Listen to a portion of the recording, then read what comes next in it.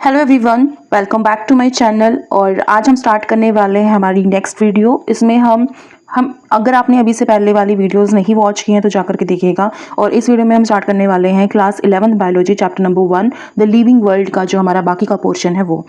सबसे पहले वाली वीडियो में हम बहुत से इंपॉर्टेंट क्वेश्चन डिस्कस कर चुके हैं, जिसमें हमने लाइफ के बारे में जाना था, लिविंग के बारे में जाना था और हमने कुछ फैक्टर्स जाने थे जिनके ऊपर हम डिसाइड करते हैं कि लाइफ क्या है, कोई चीज़ लिविंग है या नॉन लिविंग है, कैसे आप डिसाइड करते हैं कि कोई चीज़ लिविंग है या नॉन लिविंग है, जिसमें हम कुछ फैक्टर्स पढ़ चुके थे। और मैं आपको चलो एक बार रिमाइंड करा देती हूँ। उसमें हमने फैक्टर्स में पढ़ा था ग्रोथ के बारे में, रिप्रोडक्शन के बारे में, मेटाबॉलिज्म के बारे में, और हमने पढ़ा था मेटाबॉलिज्म के पार्ट्स वो हमने पढ़ लिए थे, कैटाबॉलिज्म, एनाबॉलिज्म। इसके अलावा सेलुलर ऑर्गेनाइजेशन हमने पढ़ा था कि सेल्स क्या हैं, उनका ऑर्गेनाइजेशन कैसे डिसाइड करता है कि कोई चीज़ आपकी लिविंग है नॉन लिविंग है। उसके बाद हमने कॉन्शियसनेस को जाना था, जो कि मोस्ट इंपॉर्टेंट टॉपिक है या मोस्ट इंपॉर्टेंट आप कह सकते हो फैक्टर, जिसके ऊपर डिपेंड करती हैं चीज़ें कि कोई चीज़ हमारी लिविंग है नॉन लिविंग है।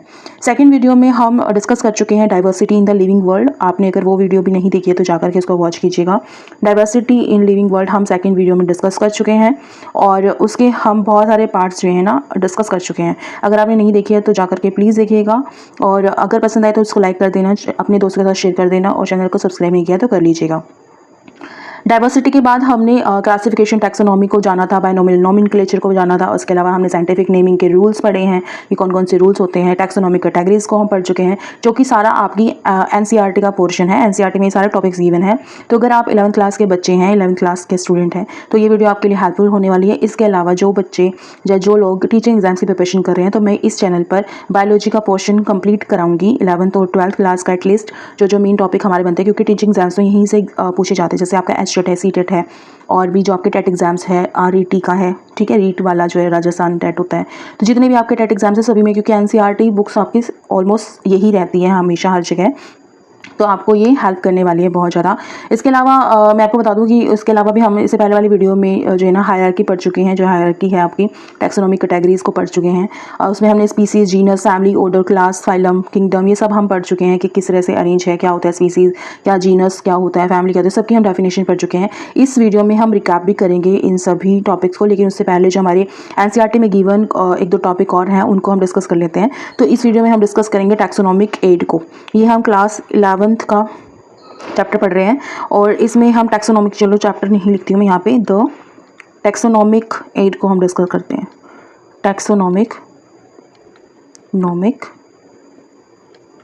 पेन शायद ज़्यादा ठीक है, शायद है ना, कम कर लेते हैं। एड्स, टैक्सोनॉमिक एड क्या होती है ये जानेंगे। इसके डिफरेंट टाइप्स हम जानेंगे कि क्या होता है क्या नहीं होता है, ठीक है। इसके अलावा एक और टॉपिक हमारा बचता है जो कि लास्ट में है, आपके क्लास 11th की बुक में लास्ट में आता है आपका एक चैप्टर, एक टॉपिक आता है की। तो की क्या होती है वो जानेंगे। इसके अलावा कुछ मैं आपको यहाँ पे क्वेश्चन प्रैक्टिस कराऊंगी, क्वेश्चन प्रैक्टिस करेंगे, ठीक है। तो इस वीडियो में हम ये चीज़ें करने वाले हैं, तो बने रहना वीडियो में एंड तक और जुड़े रहना हमारे साथ। और हम यहाँ पे अब स्टार्ट करते हैं हमारा टॉपिक। तो हम फर्स्टली हम ये डिस्कस करेंगे तो टैक्सोनॉमिक एड होती क्या है। एड्स क्या होती है, AIDS, जो ये स्पेलिंग है ना, ये एड्स, इसका मीनिंग क्या होता है।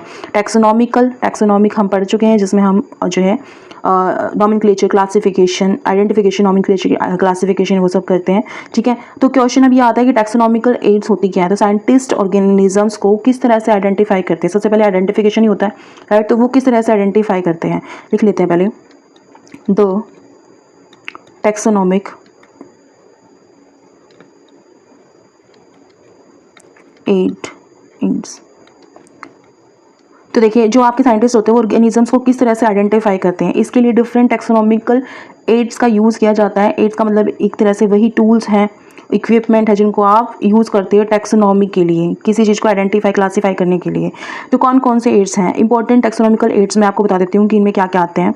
तो important taxonomical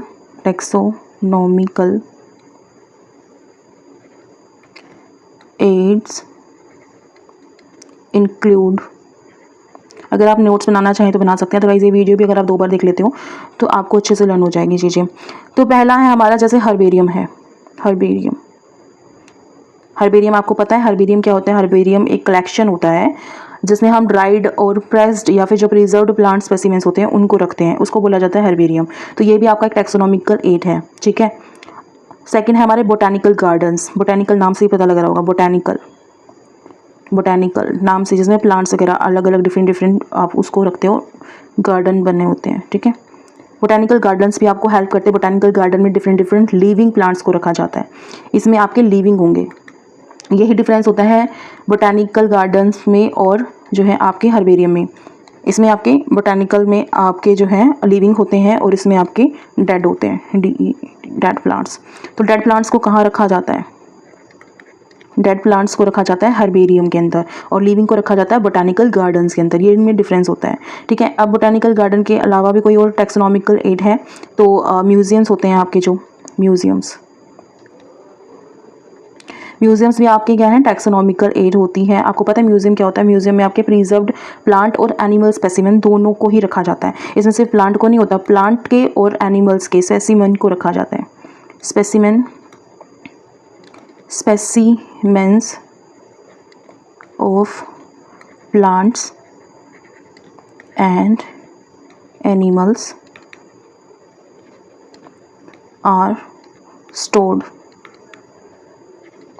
in museums. I hope आपको अच्छे से समझ आ रहा होगा, ठीक है। तो specimen of plants and animals are stored in museums में रखा जाता है। अब एक और आपका जो है टैक्सोनॉमिक एड है जो आपको हेल्प करती है आइडेंटिफिकेशन, क्लासिफिकेशन, नॉमेनक्लेचर करने में, टैक्सोनॉमी में आपकी हेल्प करती है। वो है जूलॉजिकल पार्क्स। जूलॉजिकल पार्क्स को आप यूज़ करते हो।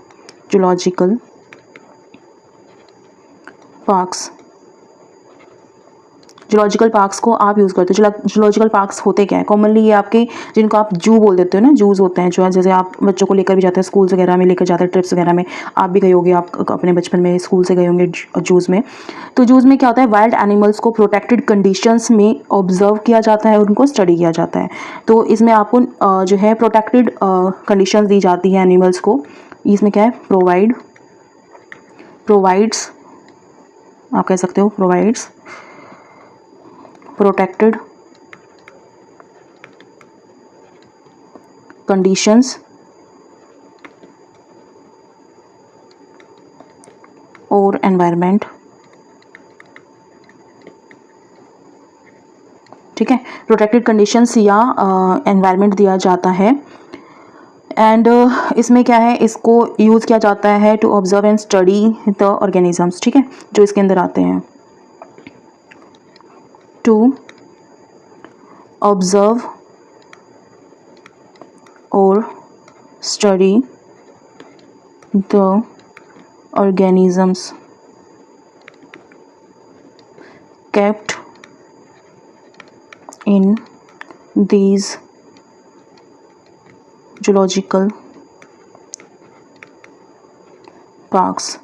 तो जो इन जूलॉजिकल पार्क्स में आप एनिमल्स या ऑर्गेनिजम्स को रखते हैं, उनको स्टडी और उनको ऑब्जर्व करने के लिए आप उन ऑर्गेनिजम्स को, उन एनिमल्स को एक प्रोटेक्टेड कंडीशन या एनवायरनमेंट प्रोवाइड करते हो जूस के अंदर, जो आपको हेल्प करता है आपके जो ये है टैक्सोनॉमिक एड में, आपको ये हेल्प करता है ऑर्गेनिजम्स को आइडेंटिफाई करने में, क्लासीफाई करने में, ठीक है। तो आई होप आपको ये चीज़ें समझ आ गई होंगी। तो टैक्सोनॉमिक एड में आपके क्या क्या आते हैं, आपके हर्बेरियम, ठीक है, हर्बेरियम आता है, और बोटानिकल गार्डन्स आते हैं जिसमें लिविंग प्लांट्स को रखा जाता है, म्यूजियम्स आते हैं जिनमें specimen of plant and animals को रखा जाता है, ठीक है। हर्बेरियम में डेड प्लांट्स को रखा जाएगा, याद रखिएगा हर्बेरियम में हमेशा डेड प्लांट्स होंगे। बोटानिकल गार्डन में आपके जो है लिविंग होंगे। आपके म्यूजियम्स में आपके स्पेसिमेन होते हैं प्लांट्स और एनिमल्स दोनों के ही, और उनको म्यूजियम में स्टोर किया जाता है।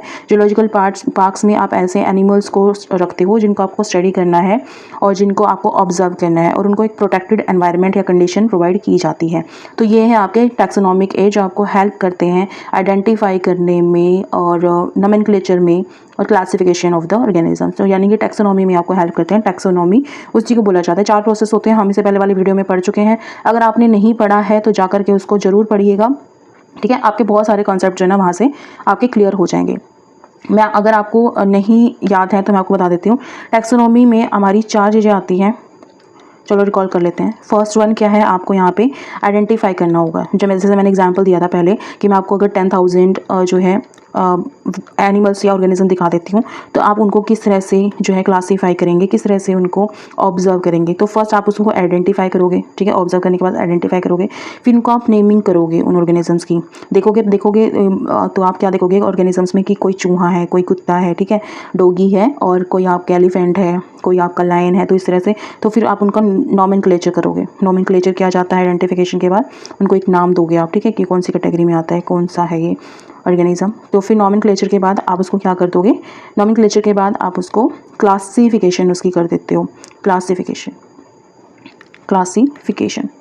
तो क्लासिफिकेशन करने के बाद ये आपकी डन हो जाती है टैक्सोनॉमी। ये तीनों पार्ट आपके किस चीज़ के हैं, टैक्सोनॉमी के। इन तीनों को अगर आप प्लस कर दिया तो यानी कि आइडेंटिफिकेशन के बाद नॉमेनक्लेचर, नॉमेनक्लेचर के बाद क्लासिफिकेशन, और उसके बाद आपका ये हो जाता है टैक्सोनॉमी, ठीक है। तो इसी को बोला जाता है टैक्सोनॉमी। टैक्सोनॉमी क्या है, process of identification, nomenclature and classification of the organisms. I hope आप ये बहुत अच्छे से समझ गए होंगे टैक्सोनॉमिक एड क्या होती है। तो अभी हमने टैक्सोनॉमिक एड को कवर कर लिया है। अगर आप स्क्रीनशॉट लेना चाहें तो इसका स्क्रीनशॉट ले सकते हैं। आई होप आपको ये टॉपिक यहाँ से बहुत अच्छे से कवर हो गया होगा, बहुत अच्छे से समझ आ गया होगा। इससे आगे वाला जो हमारा टॉपिक है वो है हमारा की को जान लेते हैं। की क्या है, ये आपके एनसीईआरटी बुक में बहुत छोटा सा टॉपिक दिया हुआ है। अगर आप एनसीईआरटी अपना ओपन करके देखेंगे तो बहुत ही ज़्यादा छोटा सा ये टॉपिक दिया हुआ कि की क्या होती है। की एक्चुअली होती क्या है, ये आपकी एक टैक्सोनॉमिकल एड होती है जिसको यूज़ किया जाता है आइडेंटिफिकेशन के लिए। और देखो टैक्सोनॉमिक एड्स में वैसे तो ये सभी आ जाते हैं, हर्बेरियम, बोटानिकल गार्डन, म्यूजियम्स और जूलॉजिकल पार्क्स, ये सभी आपके क्या है, टैक्सोनॉमिक एड हैं। तो की भी इसी तरह से एक टैक्सोनॉमिकल एड होती है, लेकिन इसका एक अलग से टॉपिक बनाया हुआ है एनसीईआरटी में, छोटा सा है, जिसमें आपको बताया गया है कि जो है जनरली आपका कंट्रास्टिंग कैरेक्टर के ऊपर बेस्ड होती है। तो कंट्रास्टिंग कैरेक्टर्स को ये आपको आइडेंटिफाई करना होता है, तो अब आप की को यूज़ करते हो। जैसे कोई कैरेक्टर अगर प्रेजेंट है तो आप एक ऑप्शन को चूज़ करोगे, अगर कोई कैरेक्टर प्रेजेंट नहीं है तो आप दूसरे ऑप्शन को चूज़ करोगे, और ये आइडेंटिफाई करने में हेल्प करता है। कोई अगर अननोन ऑर्गेनिज्म है जो आपने कभी नहीं जाना, कभी नहीं देखा, ऐसा कोई ऑर्गेनिज्म है जो अननोन है, जो अभी तक आपने कभी देखा ही नहीं है, जिसका रिकॉर्ड ही नहीं है, तो उस केस में आप नॉमेनक्लेचर में या फिर जो आपकी टैक्सोनॉमी है उस टाइम पे टैक्सोनॉमी के लिए आप की को यूज़ करते हो, ताकि आप उस ऑर्गेनिज्म के अंदर कुछ कैरेक्टर्स को देख सको और उसमें ऑप्शन को चूज़ कर सको कि क्या ये कैरेक्टरिस्टिक्स इसमें प्रेजेंट है या नहीं है, ठीक है। तो देख लेते हैं की के बारे में भी, देख लेते हैं एक सेकंड को।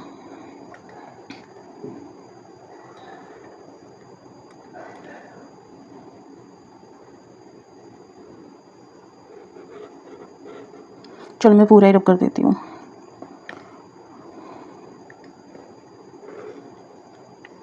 अब आते हैं हम की के ऊपर। की क्या है,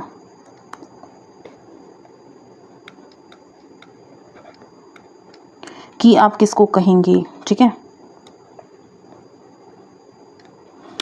तो की को जानो कि की क्या है। एक्चुअली की को आप एक, ये आपका टैक्सोनॉमिक एड है, पहले तो आपने यही याद रख लेना। अगर की के बारे में आपसे पूछ लिया जाए कहीं पर भी, ये एग्जाम्स में आ जाता है पूछने के लिए। एक second,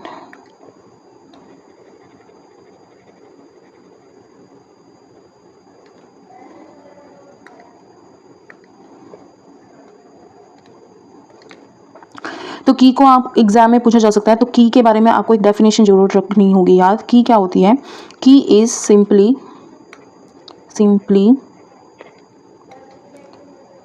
the taxonomical aid, taxonomical aid, ये आपकी टैक्सोनॉमिकल एड होती है जिसको यूज्ड फॉर आइडेंटिफिकेशन, सिर्फ और सिर्फ आइडेंटिफिकेशन करने के लिए इसको यूज़ किया जाता है। अब आपका टैक्सोनॉमी में तो तीन प्रोसेस होते हैं, लेकिन सिर्फ आइडेंटिफिकेशन के लिए यूज़ किया जाता है की को। ना तो ये आपका नॉमेनक्लेचर में यूज़ होगा, ना ही क्लासिफिकेशन में यूज़ होगा। तो सिर्फ और सिर्फ आइडेंटिफाई करने के लिए किसी ऑर्गेनिज्म को आप जो है की को यूज़ करते हैं। तो की क्या है, आपका एक ऐसा टूल है जिसको आप आइडेंटिफाई करने में यूज़ करते हैं, और ये टैक्सोनॉमिकल एड होता है जिसको आप आइडेंटिफिकेशन में यूज़ करते हैं। टैक्सोनॉमिक में तीन चीज़ें होती हैं, आइडेंटिफाई करना, उसको फिर नॉमेनक्लेचर नेम देना, और फिर उसको क्लासीफाई करना। लेकिन जो फर्स्ट प्रोसेस होती है आइडेंटिफिकेशन, इसी के लिए इस एड को यूज़ किया जाता है। यानी कि आपकी आइडेंटिफाई, जो आपकी टैक्सोनॉमी की जो फर्स्ट स्टेज है उसमें आप की को यूज़ करते हैं, और ये किया जाता है किसी अननोन ऑर्गेनिजम्स के लिए, ठीक है। एंड ये भी एक इम्पोर्टेंट पॉइंट है। तो की इज़ यूज्ड और help us to identify identify an unknown जो आपको नहीं पता है ऐसे ऑर्गेनिज्म को, अननोन ऑर्गेनिज्म। अगर किसी ऑर्गेनिज्म के बारे में आपको नहीं पता है तो उसको आइडेंटिफाई करने के लिए आप की को यूज़ करते हो। अब मेनली इसमें क्या होता है कि हम 2 ऑप्शन यूज़ करते हैं। फर्स्ट ऑप्शन, इसमें 2 ऑप्शन होते हैं हमारे पास, first option and another, 1 option and another. एक सेकेंड,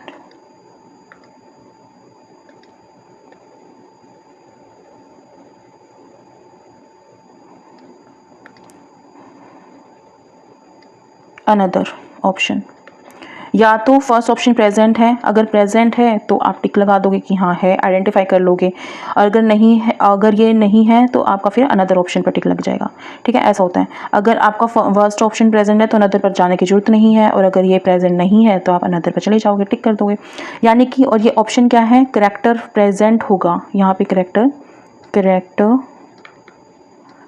प्रेजेंट होगा तो आप टिक लगाओगे, प्रेजेंट।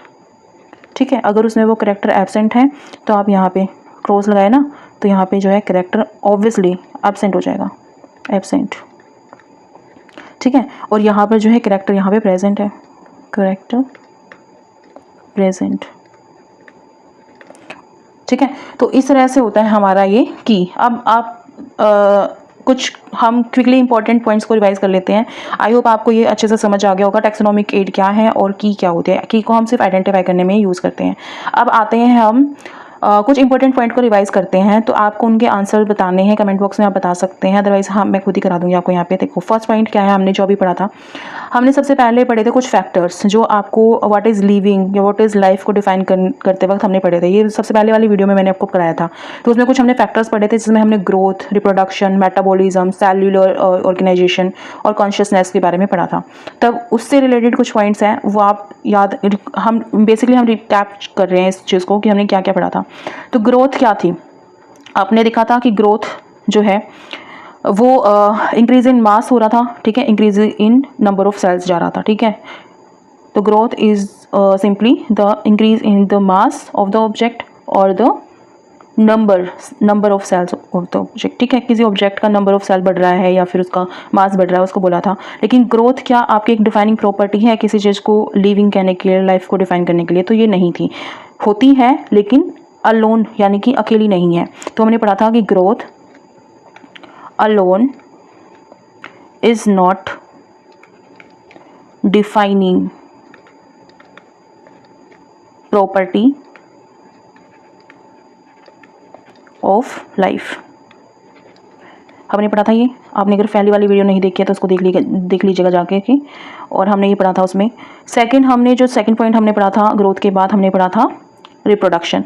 तो रिप्रोडक्शन अगर हो रहा है किसी चीज़ में, तो हमने पढ़ा था ना कि रिप्रोडक्शन भी आपको बताता है कि कोई चीज़ आपकी लिविंग है नहीं लिविंग है, लिविंग है नॉन लिविंग है। लेकिन हर केस में नहीं था, क्योंकि ये सिर्फ आप सिर्फ रिप्रोडक्शन को देखकर ये नहीं बता सकते कि कोई चीज़ आपकी लिविंग है। ठीक है, सिर्फ रिप्रोडक्शन आपको नहीं बता पाएगा कि कोई चीज़ आपकी लिविंग है। जैसे हमने प्रोडक्शन के बारे में क्या पढ़ा था कि ये सिर्फ अकेली ऐसी या फिर ऑन इंक्लूसिव डिफाइनिंग प्रॉपर्टी नहीं होती है ये बताने के लिए कि कोई ऑर्गेनिज्म आपका लिविंग है। ठीक है, क्योंकि कुछ ऑर्गेनिज्म आपके स्टेराइल भी होते हैं। जैसे आपका हमने पढ़ा था हनी बीज में जो आपका वर्कर बी है वो आपके स्टेराइल नहीं होते। ठीक है, तो सॉरी, कुछ वो आपके स्टेराइल होते हैं क्योंकि वो जो है रिप्रोड्यूस नहीं कर सकते, वो रिप्रोडक्शन को शो नहीं कर सकते। तो कुछ आपके ऑर्गेनिज्म जो है स्टेराइल भी होते हैं, यानी कि रिप्रोड्यूस नहीं कर सकते। इसीलिए हम कह सकते हैं कि ये ऑल इंक्लूसिव डिफाइनिंग प्रॉपर्टी नहीं होती है लाइफ को लेकर के या लिविंग थिंग्स को लेकर के। तो इसकी हमने एक डेफिनेशन की थी, रिप्रोडक्शन, हम ये पढ़ चुके हैं फर्स्ट वीडियो में। रिप्रोडक्शन इज़ नॉट, अगर आप नोट बनाना चाहें तो बना सकते हैं, is not an all inclusive defining property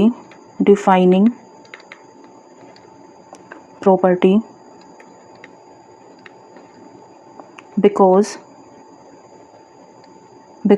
some organism या फिर some living, जो living भी हैं, some living organisms are sterile, क्योंकि कुछ आपके लिविंग ऑर्गेनिज्म स्टेराइल भी होते हैं। ठीक है, स्टेराइल, जैसे आपका एग्जांपल था, एग्जांपल वर्कर बी, वर्कर जो वर्कर बीज होती हैं, बीज, ठीक है। तो ये आपकी जो है वर्कर बीज आपकी स्टेराइल होती हैं। तो सिर्फ रिप्रोडक्शन के बेसिस पर आप नहीं बोल सकते कि कोई आपका ऑर्गेनिज्म लिविंग है या नॉन लिविंग है। अब वर्कर भी तो लिविंग होते हैं लेकिन वो रिप्रोड्यूस तो नहीं करते, ठीक है, वो रिप्रोडक्शन तो नहीं शो करते। थर्ड हमने पढ़ा था मेटाबॉलिज्म। मेटाबॉलिज्म के बारे में हमने पढ़ा था। मेटाबॉलिज्म में क्या हो रहा था, केमिकल रिएक्शंस हो रही थी, ठीक है। अब मेटाबॉलिज्म डिफाइनिंग प्रॉपर्टी है या नहीं है, तो ये इंपॉर्टेंट डिफाइनिंग फीचर होता है लिविंग ऑर्गेनिज्म का कि अगर मेटाबॉलिज्म हो रही है तो वो लिविंग है आपका, ठीक है। तो ये आपकी डिफाइनिंग प्रॉपर्टी होती है metabolism. Metabolism is an important, आप इसको इग्नोर नहीं कर सकते हो, important defining feature of living organisms, ठीक है। तो आप इसको जो है डिफाइनिंग प्रॉपर्टी कह सकते हो, डिफाइनिंग फीचर कह सकते हो किसी लिविंग ऑर्गेनिज्म के अंदर। इसके बाद हमने फोर्थ पॉइंट हमने जो पढ़ा था वो था हमारा सेल्यूलर ऑर्गेनाइजेशन, जहाँ पे हमने, आपको पता है ये सेल क्या होती है, सेल जो आपकी basic structural and functional unit होती है लाइफ की। तो ये लाइफ की structural and basic functional unit होती है, लेकिन सिर्फ इसके बेसिस पर आप ये नहीं बता सकते कि कोई चीज़ आपकी लिविंग है नॉन लिविंग है, क्योंकि नॉन लिविंग जो चीज़ें होती हैं उनके पास भी सेल्स होती हैं। तो सिर्फ सेल्यूलर ऑर्गेनिज्म में जो हमारा सेल था उसके बारे में आपको ये पता होना चाहिए कि जो आपकी लिविंग चीज़ें होती हैं उनके अंदर सेल्स होती हैं, वो सेल्स की बनी होती हैं, क्योंकि लाइफ की basic structural and functional unit होती है, ठीक है। जब लाइफ की आ गई तो बेसिक स्ट्रक्चरल एंड ये फंक्शनल यूनिट है, तो इसके बारे में सिर्फ हम इतना ही लिखेंगे, ये आपकी क्या है, basic structural and functional unit of life, ठीक है। सिर्फ इतनी स्टेटमेंट देंगे हम इसके बारे में, इससे ज़्यादा नहीं, क्योंकि हमें पता है कि लिविंग हो या नॉन लिविंग हो सभी चीज़ें आपकी सेल से मिलकर बनी है। इसके बाद हमने पढ़ा था कॉन्शियसनेस, ये जो कि बहुत ज़्यादा इंपॉर्टेंट है। कॉन्शियसनेस क्या है, अब आपकी डिफाइनिंग प्रॉपर्टी है या नहीं है लाइफ के लिए। अब आपको पता है कॉन्शियस होगा कोई इंसान, दैट मीन वो आपका क्या है, वो लिविंग है। और कॉन्शियसनेस हमें क्या करती है, इसके लिए एलिजिबल बनाती है कि हम सेंस कर सकते हैं चीज़ों को, अपने आसपास के एनवायरनमेंट को हम सेंस कर सकते हैं, और जो अगर आपके आसपास कोई स्टिमुलाई है, कोई चीज़ है, तो आप उस पर रिस्पॉन्ड करेंगे। तो consciousness means ability to sense and respond to stimuli। ये स्टिमुलाई आपकी नेचुरल भी आपको मिल सकती है या आप आर्टिफिशियली भी अगर कोई देना चाहे तो वो दे सकता है, ठीक है। तो आप उस पर रिस्पॉन्ड करेंगे। तो कॉन्शियसनेस बहुत ज़्यादा डिफाइनिंग प्रॉपर्टी है लाइफ की। अगर कोई वस्तु जो है लिविंग होगी तो वो जो है कॉन्शियस भी होगी अपने एनवायरनमेंट के लिए, अपने आसपास के एनवायरनमेंट के लिए। और ये स्टेटमेंट NCERT ने भी दी हुई है कि कोई भी अगर जो आपके ऑर्गेनिजम्स होते हैं अगर वो लिविंग है तो अपने आसपास के लिए वो अवेयर होते हैं और कॉन्शियस होते हैं, ठीक है। तो ये हमारे मेन पॉइंट थे, हमने 5 पॉइंट पढ़े हैं जहाँ पर हम फैक्टर्स पढ़ रहे थे जो आपकी लाइफ डिफाइनिंग प्रॉपर्टी होती हैं। तो सिर्फ ग्रोथ जो है अलोन डिफाइनिंग प्रॉपर्टी नहीं होती, सिर्फ अकेले डिफाइन नहीं कर सकती कि कोई जो है आपकी चीज़ें लिविंग है नॉन लिविंग है, ठीक है। सिर्फ ग्रोथ के ऊपर डिपेंड नहीं करेगा, सिर्फ ग्रोथ आपको नहीं बताने वाली है कि कोई वस्तु आपकी जो है, कोई ऑर्गेनिज्म आपका लिविंग है नॉन लिविंग है, ठीक है। तो ये आपकी फर्स्ट प्रॉपर्टी थी, फर्स्ट फैक्टर था जो हम कर चुके हैं। तो फर्स्ट है आपका ग्रोथ। ये सिर्फ अलोन या अकेली आपको कोई चीज़ ऐसे नहीं बताने वाली है कि कोई वस्तु आपकी लिविंग है या नॉन लिविंग है, ठीक है। ग्रोथ आपकी नॉन लिविंग चीज़ों में भी होती है। फिर आता है आपका रिप्रोडक्शन। सिर्फ रिप्रोडक्शन जो है आपको ये नहीं बताने वाला कि कोई वस्तु जो है आपकी, कोई ऑर्गेनिज्म आपका लिविंग है नॉन लिविंग है। जैसे आपका वर्कर बी है, वर्कर बी आप लिविंग तो होता है लेकिन वो रिप्रोड्यूस नहीं करता। सो रिप्रोडक्शन जो है आपकी डिफाइनिंग प्रॉपर्टी नहीं होती है लाइफ के लिए, ठीक है। अब आता है मेटाबॉलिज्म। मेटाबॉलिज्म आपकी एक्चुअली ये आपकी डिफाइनिंग प्रॉपर्टी होती है, क्योंकि मेटाबॉलिज्म अगर कर रहा है कोई भी चीज़ मेटाबॉलिज्म अगर शो कर रहा है दैट मीन वो आपकी लिविंग है, इसमें जान है, जीवन है। फिर आती हम सेल पर आते हैं। तो सेल क्या है, आपकी सेल हमें पता है कि लिविंग हो या नॉन लिविंग हो, आपका जो सेल होता है ये आपकी basic structural and functional unit होती है लाइफ को लेकर के। फिर बात होती है कॉन्शियसनेस की। तो अगर कोई भी चीज़ कॉन्शियस है, कोई अगर ऑर्गेनिज्म है तो अपने आसपास के लिए वो कॉन्शियस होगा। और कॉन्शियसनेस जो है आपकी एक डिफाइनिंग प्रॉपर्टी होती है। अगर कोई चीज़ कॉन्शियस है दैट मीन वो लिविंग है, अपने आसपास के एनवायरनमेंट को लेकर के वो अवेयर है, ठीक है। ये थे हमारे टॉपिक जो मैंने फर्स्ट यूनिट में आपके फर्स्ट वीडियो में डिस्कस किए थे। अगर आपने वो नहीं देखी है तो आई थिंक यहाँ से आपकी कवर हो जाएगी, और अगर फिर भी आप देखना चाहें तो जाकर के फर्स्ट वीडियो को भी वॉच कर सकते हैं, चैनल पर अवेलेबल है। अब आते हैं हम इसे नेक्स्ट वाला जो हमने सेकंड वीडियो की थी उसमें जो हमने टॉपिक कवर किए थे, अब उनको थोड़ा रिवाइज कर लेते हैं। सेकेंड वीडियो में हमने डिस्कस किया था टैक्सोनॉमी को, जिसमें हमने टैक्सोनॉमी को डिस्कस किया था। टैक्सोनॉमी अब होती क्या है? टैक्सोनॉमी के अंदर आपकी 3 चीज़ें आती हैं। टैक्सोनॉमी के अंदर आपकी 3 चीज़ें आती हैं। क्या क्या आता है इसमें? आइडेंटिफिकेशन। फर्स्टली आइडेंटिफिकेशन करते हैं आप, आइडेंटिफिकेशन।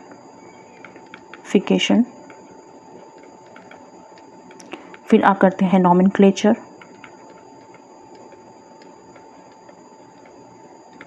और फिर आता है आपका क्लासिफिकेशन। तो ये होता है आपका टैक्सोनॉमी के अंदर ही आता है, ठीक है, नॉमेनक्लेचर। तो ये हम पढ़ चुके थे, पहली वीडियो में हमने यही पढ़ा था, ठीक है। सेकंड में थोड़ा पेन की थिकनेस कम कर लेती हूँ। फिर हमने यहाँ पे पढ़ा था बाइनोमियल नॉमेनक्लेचर को, कि बाइनोमियल नॉमेनक्लेचर क्या होता है। बाइनोमियल यानी कि 2 नामों से बन के मिला है। नोमियल, जब भी आप किसी ऑर्गेनिज्म को साइंटिफिक नेम देते हो तो वहाँ पर आप 2 नेम्स को यूज़ करते हो, टू वर्ड्स को यूज़ करते हो। तो ये आपका क्या है? ये बाइनोमियल नॉमेनक्लेचर जो है, नॉमेनक्लेचर।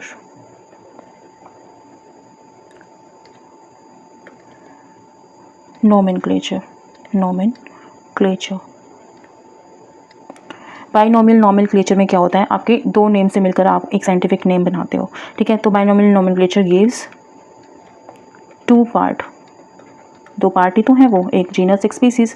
Part scientific names. किसी भी ऑर्गेनिज्म को आपने साइंटिफिक नेम देना है तो आप वहाँ पर 2 पार्ट्स को यूज़ करते हो। फिर हमने पढ़ा था साइंटिफिक नेम में जो है, आप साइंटिफिक नेम दे रहे हो, आप साइंटिफिक नेमिंग कैसे की जाती है? साइंटिफिक नेम कह लो या नेमिंग कह लो, साइंटिफिक नेमिंग कैसे की जाती है? साइंटिफिक नेमिंग कैसे की जाती है? आप जीनस यूज़ करोगे उस ऑर्गेनिज्म का, प्लस उसका स्पीसीज नेम, स्पेसिफिक एपिथेट बोलते हैं जिसको, स्पेसिफिक एपिथेट। तो जीनस और स्पेसिफिक एपिथेट को आप यूज़ करते हो किसी भी ऑर्गेनिज्म को साइंटिफिक नेम देने के लिए। तो यही आपका बाइनोमियल नॉमेनक्लेचर, जिसमें आप साइंटिफिक नेमिंग करते हो किसी ऑर्गेनिज्म की, इसी को बोला जाता है आपका बाइनोमियल नॉमेनक्लेचर। 2 नेम को यूज़ करोगे, जिसमें एक जीनस होगा आपका और दूसरा आपका स्पेसिफिक एपिथेट होगा, जिसको आप स्पीसीज नेम भी बोलते हो, ठीक है। जैसे हमने पढ़ा था होमो सैपियंस, तो होमो क्या है? आपका जीनस है, और सैपियंस जो है आपका स्पेसिफिक आपका एपिथेट नेम है, ठीक है। तो इसके बाद हमने पढ़ा था कि जो ये चीज़ें होती हैं जीनस, जैसे जीनस क्या है? तो जीनस क्या है? अपनी हायरार्की में हम पढ़ चुके हैं। हायरार्की क्या होती है? आप सभी को पता है हायरार्की क्या होती है? जब आप जो है किसी ऑर्गेनिज्म को उसके साइंटिफिक नेम के अकॉर्डिंगली, जैसे उसको क्लासीफाई करते एक तरह से उसको रखना होता है आपको एक सीरीज़ में। जैसे उसका पहले आपको स्पीसीज़ पता होगा, ठीक है, ये होता है आपकी हायरार्की में रखना। स्पीसीज़ के बाद आप उसको जीनस के अंदर रखोगे, क्योंकि ग्रुप ऑफ स्पीसीज़, ठीक है, उसको आप सेम जीनस के अंदर रखोगे। अगर related species are grouped under a genus, और रिलेटेड जीनस को रखा जाता है एक फैमिली के अंदर, ठीक है। और रिलेटेड अगर कोई फैमिली दिख रही है तो आप उनको रखोगे एक ऑर्डर के अंदर। अब रिलेटेड ऑर्डर्स को रखा जाता है एक क्लास के अंदर, और रिलेटेड क्लास को रखा जाता है एक फाइलम के अंदर, ठीक है। और इसी तरह से उनको रिलेटेड फाइला अगर दिख जाए आपको, तो आपको उनको रखोगे एक किंगडम के अंदर। किंगडम आपके 2 ही हैं, एनिमेलिया एंड आपका प्लांटी, ठीक है। 2 तरह के किंगडम होते हैं, या तो कोई चीज़ आपको ऑर्गेनिज्म आपका प्लांट्स के अंदर आएगा, या फिर कोई आपका एनिमल्स के अंदर आएगा। तो ये हमने पढ़ चुके हैं अभी तक जो है इस चैप्टर में। मेन चीज़ें यही थी जो मैं डिस्कस कर चुकी हूँ, हमने रिवाइज भी कर लिया यहाँ पे, ठीक है। तो रिवाइज भी हमने यहाँ पे कर लिया है। टैक्सोनॉमी के बारे में आपको पता होगा, टैक्सोनॉमी क्या है? आइडेंटिफाई करना, नॉमेनक्लेचर करना, क्लासिफिकेशन करना। और नॉमेनक्लेचर कैसे होता है? बाइनोमियल नॉमेनक्लेचर होता है, यानी किसी भी ऑर्गेनिज्म को अगर आपने नाम देना है तो आप उसके 2 पार्ट को यूज़ करते हो जब भी आप उसका साइंटिफिक नेम लिखते हो या बनाते हो।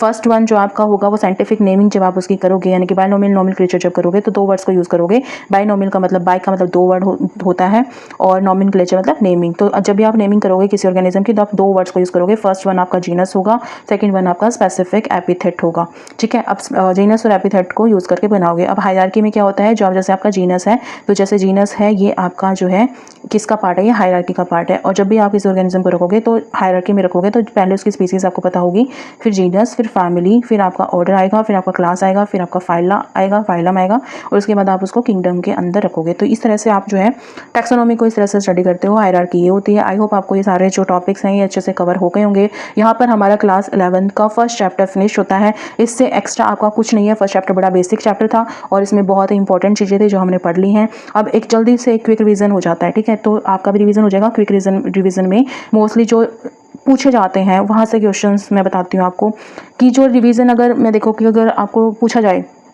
कि सेल इज़ द बेसिक, अगर मैं आपसे पूछूं cell is the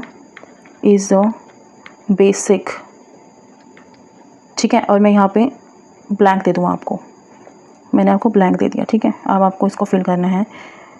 unit of life, आपने आंसर जो है कमेंट बॉक्स में रखना, ठीक है। पहला मैंने आपसे पूछा cell is a basic unit of life, तो आपने बताना है क्या आ सकता है ब्लैंक में। सेकंड, अगर मैं बात करूं, अगर मैं आपसे पूछूं कि what is the basic unit of classification, what is the, अगर आप क्लासीफाई कर रहे हो, what is the basic unit of classification. अब क्लासिफिकेशन आप जब करते हो तो उसकी बेसिक यूनिट क्या है, याद करो और कमेंट बॉक्स में बताओ। क्वेश्चन नंबर वाइज डाल देना आंसर, ठीक है। थर्ड, मैं आपसे पूछती हूँ कि होमोसैपियंस में होमोसैपियंस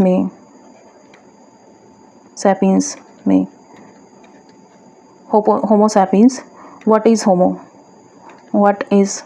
होमो, होमोसैपियंस में होमो क्या है, इसका आंसर देना आप यहाँ पे, ठीक है, कमेंट बॉक्स में नंबर डाल के देना। ओके, फोर्थ है आपका जो टैक्सोनॉमी होती है उसमें 3 चीज़ें इंक्लूड होती हैं, 3 मेजर प्रोसेस होते हैं, वो कौन कौन से हैं। टैक्सोनॉमी इंक्लूड्स which 3 मेजर, ये आपका होमवर्क है भाई, ठीक है, मेजर प्रोसेसेस। अगर आपको आंसर नहीं आएंगे तो मैं आपको नेक्स्ट वीडियो में इसका आंसर दूंगी, ठीक है, आपको इनके आंसर्स देने हैं। तो 3 मेजर प्रोसेस होती हैं जब आप टैक्सोनॉमी करते हैं, तो आपको वो 3 प्रोसेसेस के नाम बताने, कौन कौन सी आपकी वो प्रोसेसेस होती हैं, ठीक है। अब एक और क्वेश्चन मैं आपको दे देती हूँ, 5 क्वेश्चन हो जाएंगे। 5th क्वेश्चन है which property is considered a defining feature of living organism. जो हमने 5 फैक्टर पढ़े थे उससे रिलेटेड ये आपका आंसर है। इसमें आपको वही फीचर्स, वही आपको जो है फैक्टर्स बताने हैं कि कौन से आपको डिफाइन करेंगे लिविंग ऑर्गेनिज्म को।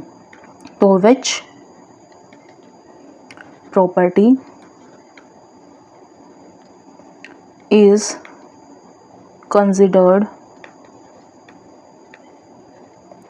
considered as a defining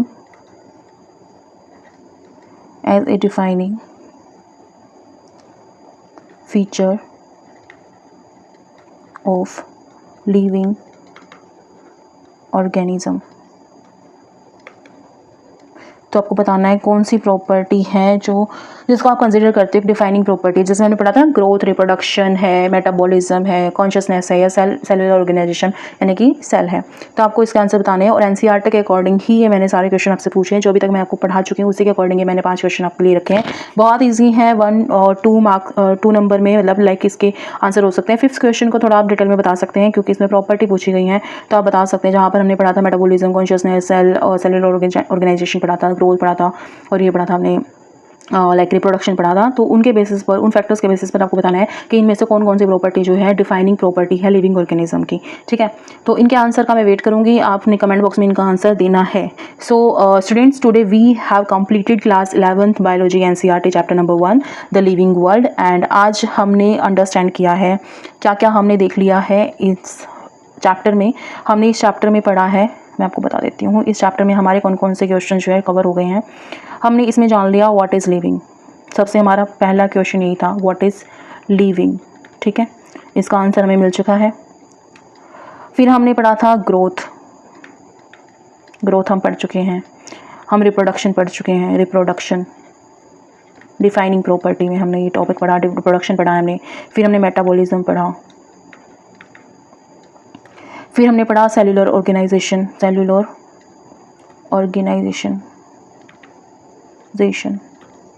ठीक है। फिर हमने पढ़ा है कॉन्शियसनेस, ये हमने डिफाइनिंग प्रॉपर्टी पढ़ते हुए ये फैक्टर्स हमने स्टडी कर लिए हैं, ठीक है। और इसके बाद हमने पढ़ा था, नेक्स्ट टॉपिक हमारा आता था बायोडाइवर्सिटी। आप एनसीईआरटी पढ़ोगे ना तो आपको देखोगे एनसीईआरटी खोल के आपको ऐसे सीरीज़ में लर्न हो जाएंगे आपको भी ये सारे टॉपिक।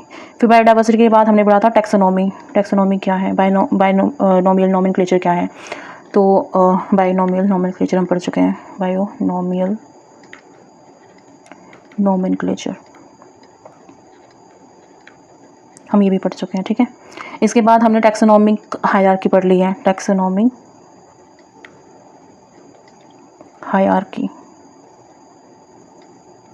हायरार्की, ठीक है। हम यहाँ टैक्सोनॉमिक हायरार्की पढ़ चुके हैं। और हमने पढ़ा लास्ट में टैक्सोनॉमिक एड, टैक्सोनॉमिकल एड्स। अब जो ये फर्स्ट चैप्टर था ना, ये हमारा कह सकते हो बॉटनी और बायोलॉजी दोनों का पोर्शन है। Zoology plus botany